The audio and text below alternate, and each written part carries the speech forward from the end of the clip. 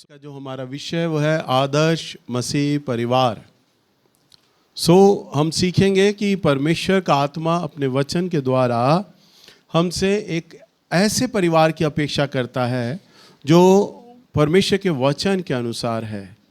हम देख रहे हैं आदर्श मसीह परिवार। मैंने अपने अनुभव में एक बात को सीखा है कि कई बार लोग ये विचार करते हैं, वे जवान बच्चे हों, अधिकांश जवान बच्चों में समस्या है कि हम समझदार हो गए हैं, बड़े हो गए हैं, तो वो अपने माता पिता को नकार देते हैं, उनकी बातों को नज़रअंदाज कर देते हैं। विचार करते हैं हम बड़े समझदार हो गए हैं। 18-18 साल के, 19-19 साल के बच्चे। और मैंने अपने जीवन में अनुभव किया है कम से कम 40 वर्ष की आयु के जो लोग होते हैं वो बुद्धिमान में परिपक्व होने लगते हैं, पर जो टीन एज है, जवानी की जो एज है, वो अपने जीवन के लिए एक सही निर्णय नहीं कर पाते हैं। जैसा भी वो विचार करते हैं, चाहे उनके यार दोस्त हों उन्हें सलाह दे दें, परिवार के लोग सलाह दे दें, वैसा वो निर्णय ले लेते हैं। परंतु जब आदमी थोड़ा परिपक्व होता है, परिपक्वता जो आती है वो 40 वर्ष के बाद आने लगती है। अभी हम सीखेंगे इन बातों को, क्यों 40 वर्ष मैं कह रहा हूँ। वे अपने जीवन के फैसले लेते हैं। विवाह का फैसला एक ऐसा फैसला है जिसमें व्यक्ति का एक बड़ा ही टर्निंग पॉइंट रहता है, क्योंकि ये एक ऐसा तीर है जो एक बार छूट गया तो छूट गया, आप उसे वापस नहीं ले सकते। इस विषय को कई बार हम लोग हर बातों के लिए अगुवाई लेते हैं। प्रभु जी मैं मकान लेना चाहता हूँ, कहाँ किस जगह लूँ? प्रभु मेरा पैसा कैसे आएगा, मैं कैसे कमाऊँ, मेरा कर्जा कैसे दूर आएगा? और हम कई बातों की चर्चा प्रभु के आगे रखते हैं, अगुवाई लेते हैं, परंतु विवाह एक ऐसा विषय है जहां हम चूक जाते हैं। मेरा विश्वास यह है, मेरा मानना यह है कि परमेश्वर जो है वो अति बुजुर्ग हैं। प्रभु की आयु कोई नहीं गिन सकता। प्रभु ने अपनी आयु को बताने के लिए बड़ा ही अच्छा शब्द इस्तेमाल किया, मैं ही अल्फा, मैं ही ओमेगा हूं, मैं ही आदि हूं और मैं ही अंत हूं। तो अरबों खरबों साल, शायद अरबों खरबों को भी मैं बड़ा छोटा बता रहा हूं प्रभु की आयु के आगे, कि वो इतना बुजुर्ग है। हम माँ बाप कई बार अपने बच्चों को एक सलाह देते हैं, अरे हमारे ये जो बाल है ना ऐसे ही धूप में सफ़ेद नहीं हुए। तो धूप में सफ़ेद होने की उपमा क्या है भाई? हम सोच सोच के, हमारा तजुर्बा है, हमारी आयु पक चुकी है, हमें जीवन का अनुभव है, हमारे बाल ऐसे ही नहीं पके, ऐसे ही नहीं सफ़ेद हो गए। हम बड़े गर्व से बुजुर्ग लोग, बड़े लोग इस बात को बोलते हैं। परंतु आप सोचिए, परमेश्वर इतना बुजुर्ग है, इतना प्राचीन है, अल्फा और ओमेगा है, उसके पास कितनी बुद्धि होगी? जो एक बाप अपने बेटे से सिर्फ मात्र 25 साल बड़ा है, 30 साल बड़ा है, तो हम ये घमंड करते हैं कि हम बड़े बुद्धिमान हैं। परंतु आप विचार करें, जो प्रभु जिसकी आयु ही बाइबल नहीं बताती, वो कितना बुजुर्ग होगा। हालेलुया। क्यों ना हम अपने परिवार का, अपने बच्चों का विवाह परमेश्वर से पूछकर करें, प्रभु आपकी योजना क्या है, आप क्या कहते हैं इस विषय में। अगर हम देखें प्रभु का वचन, 1 कुरिन्थियों 13 अध्याय। आपको समझना है कि हमारा जो विवाह है, आपको उस विवाह में बने रहना है और एक दूसरे को समझना है। जो पति पत्नी है, विशेष तौर पे जब विवाह हो जाता है, आपको एक दूसरे को समझना है। माँ बाप भी जब अपने बच्चों से प्यार करते हैं तो उन्हें समझना है। 1 कुरिन्थियों 13 अध्याय और इसका 7वां पद, वह सब बातें सह लेता है, सब बातों की प्रतीति करता है, सब बातों की आशा रखता है, सब बातों में धीरज धरता है। 1 कुरिन्थियों 13:7 में क्या लिखा है? प्रेम, यहाँ प्रेम के बारे में बात हो रही है। प्रेम सब बातें सह लेता है और सबकी प्रतीति करता है, सब पर विश्वास करता है और सब बातों की आशा रखता है और सब बातों में धीरज धरता है। जिस व्यक्ति में, जिस रिश्ते में प्रेम है, प्यार है, सुनो ध्यान से, जिस रिश्ते में प्यार है, चाहे वो दुनिया का कोई भी रिश्ता क्यों ना हो, वो रिश्ता सब कुछ सह लेगा, सब कुछ क्या करेगा? सह लेगा, सब बातों पे विश्वास करेगा और सब बातों की आशा करेगा, सब बातों पे धीरज भी धरेगा। ये सिर्फ पति पत्नी के लिए नहीं है, सास ससुर के लिए भी है, ससुर और बहू के लिए भी है, ससुर और बहू के लिए, सास और बहू के लिए भी है। आपको ये समझना है, एक सास को ये समझना है कि मैं अपनी बेटी से जब, बहू से जब प्रेम करूं ना, तो वो मेरी बेटी के समान हो। अधिकांश, मैं दोष नहीं लगा रहा परंतु सच बता रहा हूं, अधिकांश हमारी भारतीयों की जो सोच है ना, चाहे वह हमारे कलीसिया के ही क्यों ना हो, हमारे लोगों की सोच है बहू के लिए एक अलग नियम होते हैं और बेटी के लिए एक अलग नियम होते हैं। ये नियम है ना, बनाना बंद कर दो। बेटी के लिए जो नियम है वही बहू के लिए नियम होना चाहिए, वही सेम चीज। आपको डिवाइड नहीं करना, ये चीजें तो बहू पे लागू होंगी, ये चीजें बेटी पे लागू होंगी। बेटी तो हमारे साथ पलंग पर बैठ के खाना खाएगी और बहू तो तब खाना खाएगी जब सबको खिला देगी, आखिर में वो खाना खाएगी, क्योंकि खाना बांटेगा कौन? बहू हमारी बैठेगी पटरे पे नीचे और बेटी बैठेगी ऊपर। तभी मैं कह रहा था नियम पे चलना छोड़ दो। हालेलुया। बहू और बेटी आपके लिए एक बराबर हूं, एक जैसे हूं। हमारे घर में जब मनीषा और शानू आते हैं, मैं बात नहीं बोल रहा, आपको समझो, यहां प्रियंका बैठी है, प्रियंका से ही पूछ लो, वो तो हमारे घर में रहती है। जब मनीषा आती है तो उसे मीनू के हाथ की चाय अच्छी लगती है। तो जैसे ही आती है मीनू एकदम बोलती है, बेटा चाय पिएगी, चाय बनाऊं? वो कहती है हाँ मैं चाय बनाऊं। तो मैं एक दिन हंस के कह रहा, मैंने कहा वारी बहू, तुझे कितनी अच्छी सास मिली है, तू हमारे लिए चाय बना, बता तेरी मम्मी तेरे लिए चाय बना रही है। मैं मजाक में बोल रहा। तो उसके लिए चाय बनाती, क्यों? क्योंकि जब परी आवाज मारती है मम्मी मेरा चाय पीने का मन है, कॉफी पीने का मन है, तो वो बनाती है। तो क्या वो मनीषा के लिए नहीं बनाएगी? क्या मनीषा क्या बहू है इसलिए वो अपनी चाय खुद बनाएगी और हमारे लिए भी बना के देगी? अरे वो उसकी भी तो माँ है। जैसे परी आवाज मार सकती है तो ऐसी मनीषा भी आवाज मारती कि मम्मी मेरा चाय पीने का मन कर रहा आपके हाथ की, क्योंकि वो हमारे घर में 3-4 दिन बाद आती है। वहां वो अपने हाथ की पीती है, परंतु जब वो यहाँ आती है तो उसका पीने का मन करता है मीनू के हाथ की, तो वो कहती है मम्मी मेरा मन कर रहा है आप मेरे लिए चाय बनाओ, तो वो चाय बनाती है। मैं उसे आंखें नहीं दिखाता, बैठ जा चुपचाप से, ये बनाएगी अपने आप। नहीं, वो भी बेटी है हमारी। हालेलुया। जब आप प्रेम करते हैं, जिस रिश्ते में प्रेम है, सास बहू में, सास ससुर में, बेटे बहू में, पति पत्नी में, जिस रिश्ते में प्रेम है वहां लिखा है सह लेता है। क्या कर लेता है? आप बहू को डिवाइड इसलिए कर देते हैं क्योंकि बेटी के लिए जो प्यार है ना वो बहू के लिए नहीं होता, इसलिए आप बहू को नहीं सहते हैं। बहू के लिए आपका सोच, आपका नजरिया, आपका कंडीशन अलग हो जाता है। इसलिए अगर आपको बहू को समझना है तो बेटी जैसा प्रेम करना होगा। हालेलुया। कैसा करना होगा? बेटी जैसा प्रेम करना होगा। जब आप बेटी जैसा प्रेम करेंगे तब आपको समझेंगे। अब जो शानू और मनीषा की शादी हुई तो शादी होते के साथ उसने सारे जेवर, एक बड़ी तिजोरी थी इतनी बड़ी, उसमें सारे गहने उसने लाकर हमें घर में दे दिए। और मेरे ख्याल से हमने खोल के नहीं देखी क्योंकि ज़्यादातर उसको डायमंड ज्वेलरी पसंद है, तो मेरे ख्याल से 15-20 लाख इससे ऊपर की होगी। वो सारी ज्वेलरी उसमें पड़ी हुई थी, शायद इससे भी ऊपर हो। हमने एक भी खोल के नहीं देखा। उसके विचार होगा मेरी शादी हो गई है, सास रखेगी सारा गहना मेरा, जैसा होता आया है सास के हाथ में होना चाहिए। बेचारी वो ले आई और दे दी हमारे हाथ में। हमने उसे कहा अपने पास रख, तो कहती शायद उसने बहाना मारा हो, नहीं मेरी अलमारी खराब है, उसका लॉकर खराब है, आप रख लो। हाँ, जब जब वो आती हम उसे टोकते, बेटा तेरा गहना है, तो कहती कोई बात नहीं पापा यहीं पे रहने दो, मैं जब तैयार होने आऊँगी तो यहीं से ये गहना ले लिया करूँगी, पहन लिया करूँगी। तो मैं उससे बोलता या मीनू से बोलती, अरे तू बार बार जब आएगी तो क्या यहाँ बदलने आएगी क्या गहना लेने? तू अपने पास रख, अपनी अलमारी में रख, जो गहना तेरा पहनने का मन होना वो तू पहन लिया करना। तू यहाँ आएगी जाएगी, तैयार होने में क्या करेगी, तू अपने पास रख। तो उसके मन का विचार बदला।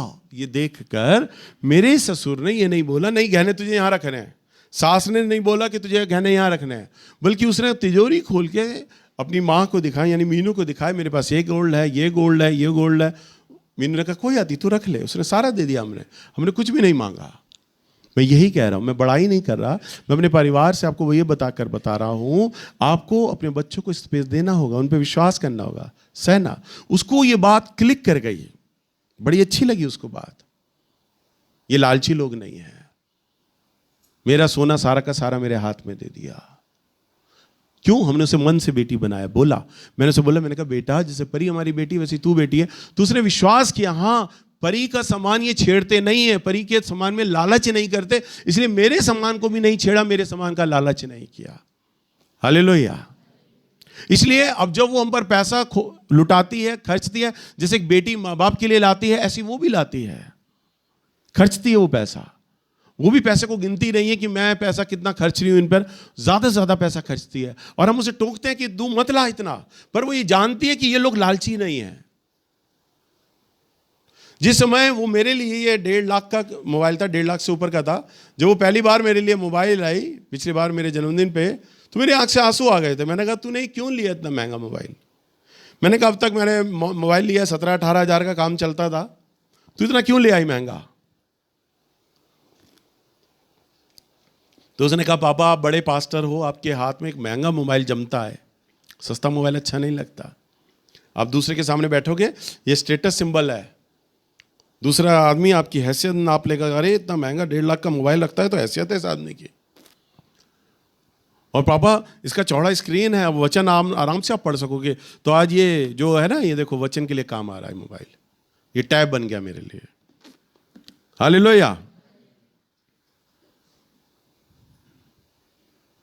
क्योंकि उसने देखा ये लोग लालची नहीं है, उसने पैसा खर्चना शुरू किया, ज्यादा पैसा खर्चना शुरू किया।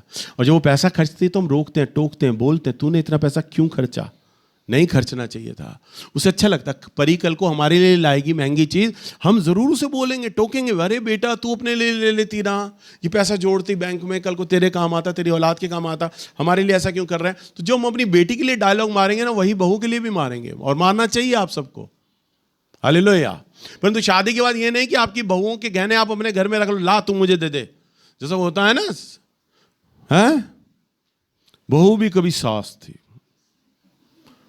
तो सास का जो नेचर आ जाता ना, डीएनए, वो बहू का सारा सामान रखा लेती, ला इधर दे दे, बाप की चेन भी दे दे, अंगूठी भी दे दे। अब बहू बेचारी चक्कर काटती रहती है, कब मेरे बाप ने जो चेन दी थी शादी के बाद कब मुझे पहनने को मिलेगी। वो माँ बेचारी दबाती ही रह जाती है पैर, होली आ गई, दिवाली आ गई, बड़ा दिन आ गया, ये आ गया, वो आ गया, मुझे दे दो मम्मी। मम्मी टालती रहती बेचारी, वो तरसती रहती है, क्योंकि बहू है।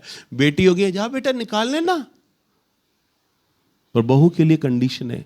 वचन में लिखा है प्रेम सब कुछ सह लेता है। हालेलुया।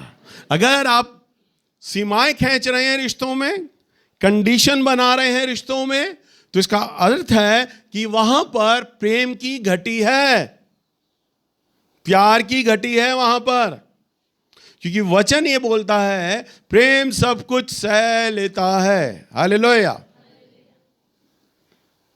क्योंकि प्रेम सब कुछ सह लेता है, और विवाह होने से पहले ये प्रेम आपके जीवन के अंदर होना चाहिए।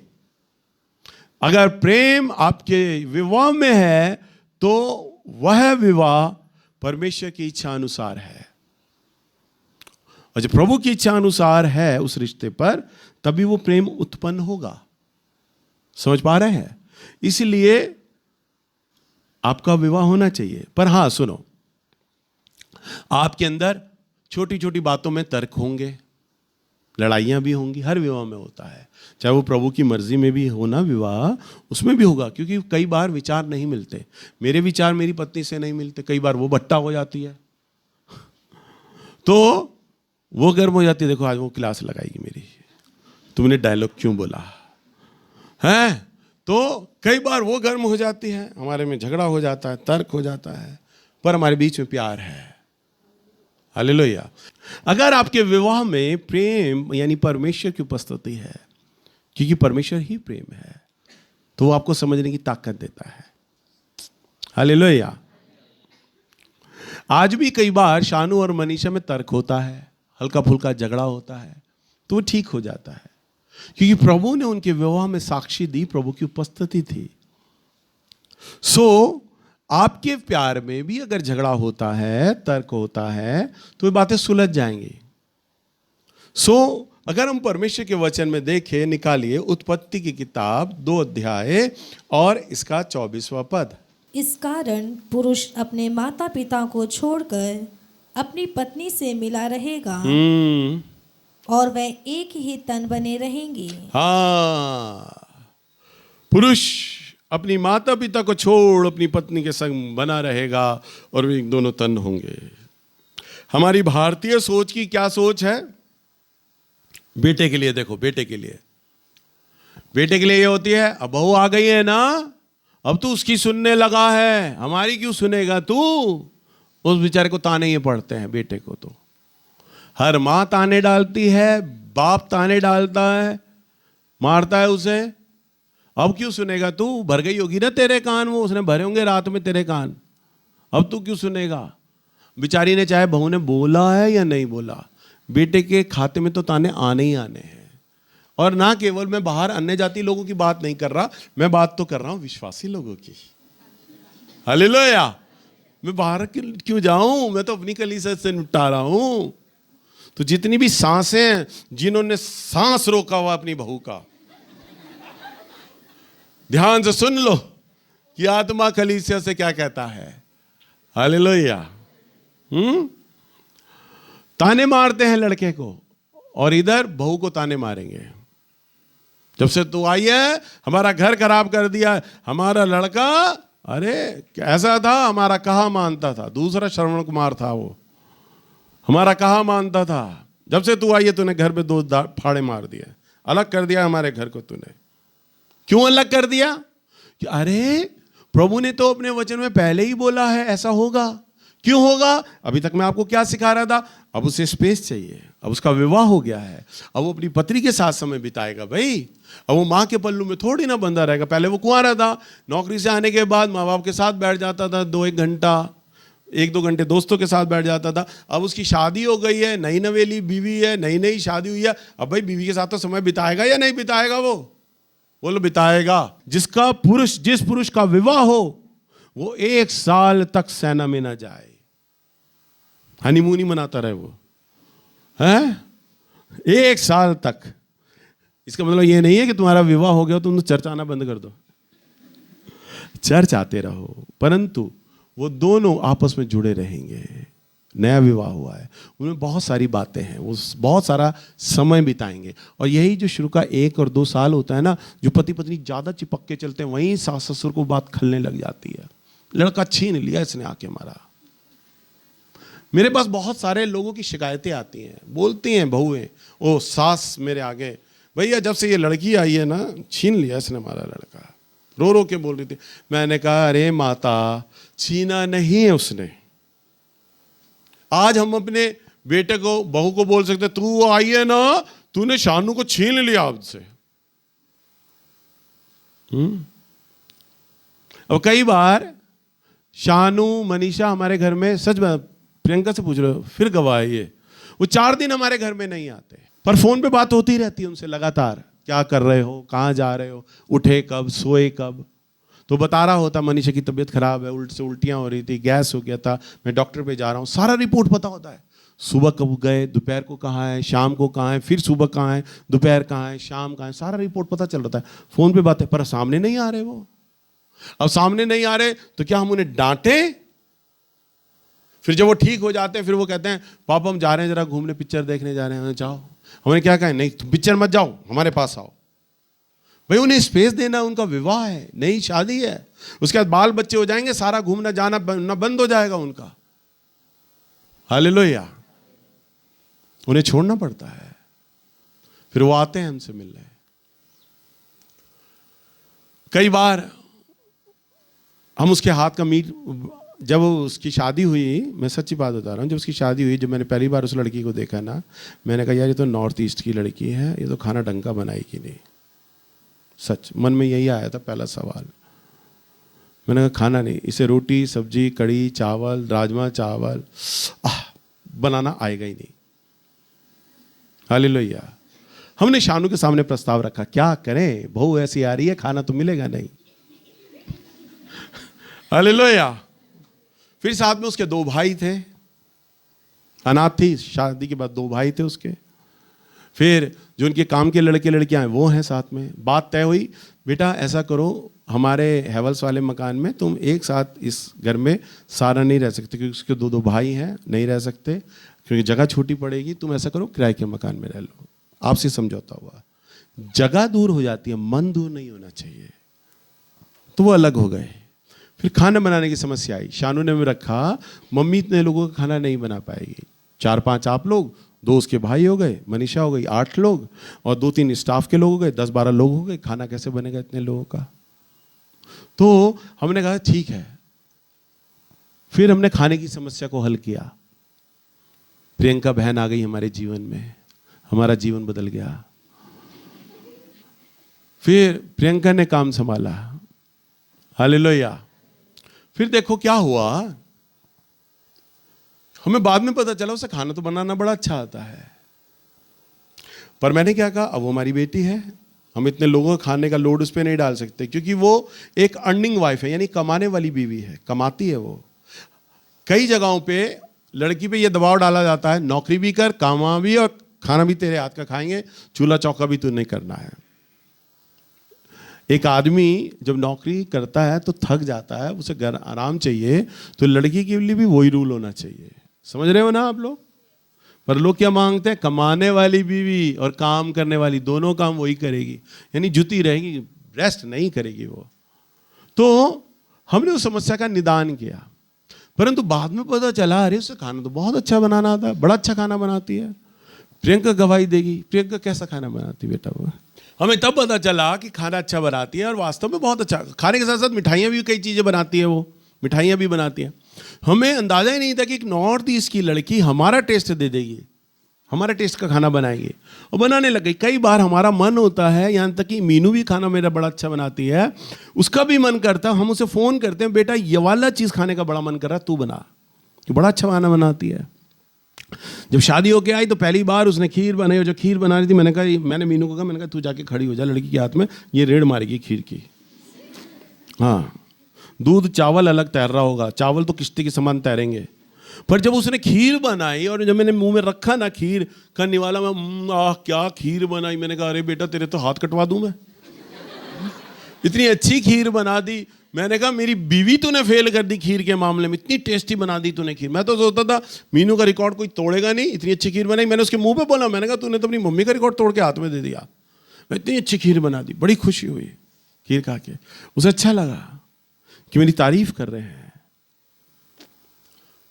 सो आपको ये बात समझना है, हमें अपने बच्चों को कब स्पेस देना है। लिखा है इस कारण पुरुष अपने माता पिता को छोड़ पत्नी से मिला रहेगा। हालेलुया। आज शानू कई बार हमारे घर में 4-4 दिन बाद आता है, 5-5 दिन बाद आता है।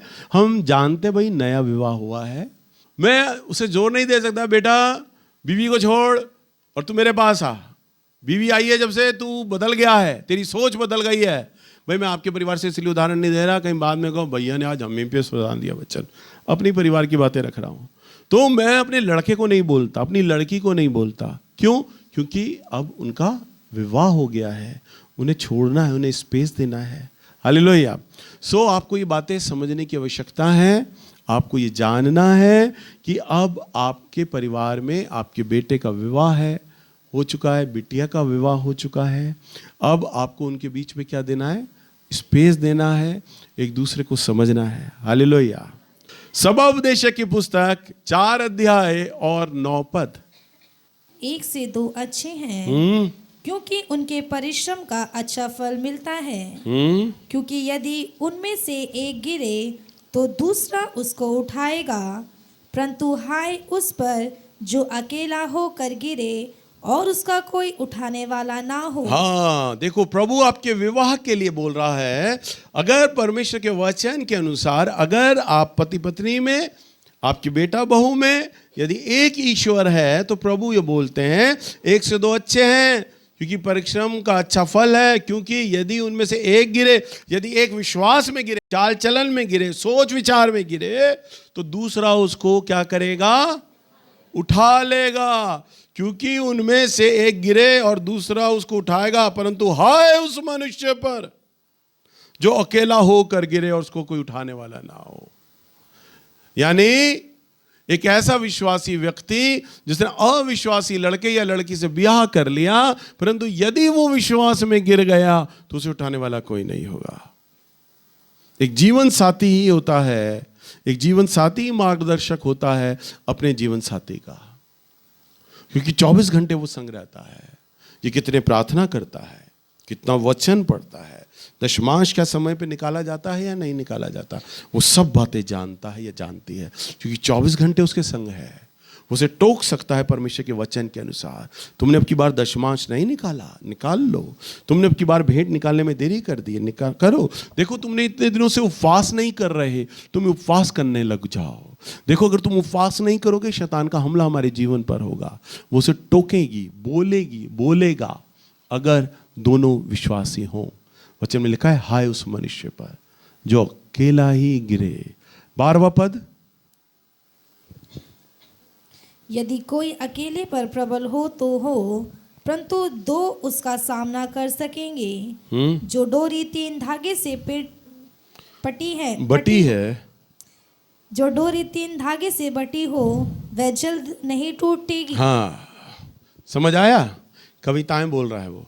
देखो सुनो, यदि कोई अकेले पर प्रबल हो परंतु 2 उसका सामना कर सकेंगे। यानी शैतान का हमला अगर एक व्यक्ति पर है तो आराम से गिरेगा, परंतु 2 व्यक्ति अगर ऐसे हैं जो विश्वासी हैं, वो शैतान को अपने जीवन से हरा देंगे। अगर एक विश्वासी है और एक अविश्वासी है तो विश्वासी अकेला पड़ गया। एक तो अपने जीवन साथी से वो कमजोर है, दूसरा शैतान का हमला आएगा तो वो विश्वास में गिर जाएगा। परंतु यदि वे दोनों खड़े रहेंगे, हालेलुया, दोनों विश्वास में खड़े रहेंगे तो शैतान को हरा सकते हैं। लिखा है जो डोरी 3 धागे से बटी है। आप चुटिया बनाते हैं ना बेटियों की, हैं? 3 लच्छियां अलग अलग करती हैं बालों की, फिर उसे बटती है। अब उसे तोड़ के दिखाओ बालों को, नहीं टूटेगी, क्योंकि 3 बटों से बटी गई है। एक धागा पुरुष का, एक धागा स्त्री का, और एक धागा मेरे परमेश्वर का। ये अगर पति पत्नी परमेश्वर, परमेश्वर पति और पत्नी, परमेश्वर पति पत्नी, ये तीनों धागे आपस में जुटे हैं ना, मध्य हैं, तो टूट नहीं सकते। हालेलुया। सो अपने विवाह पर, अपने बालकों के विवाह पर, अपनी बच्चियों के विवाह पर आप ध्यान दें परमेश्वर के वचन के अनुसार कि आपके बच्चों के धागों में क्या वो दोनों धागे विश्वासी हैं, और क्या वो तीसरा धागा हमारे परमेश्वर का है या नहीं। यदि आपके बच्चों के विवाह में परमेश्वर का धागा है तो वह विवाह टूट नहीं सकता। शैतान जितना चाहे प्रबल होना, वह प्रबल नहीं हो सकता है।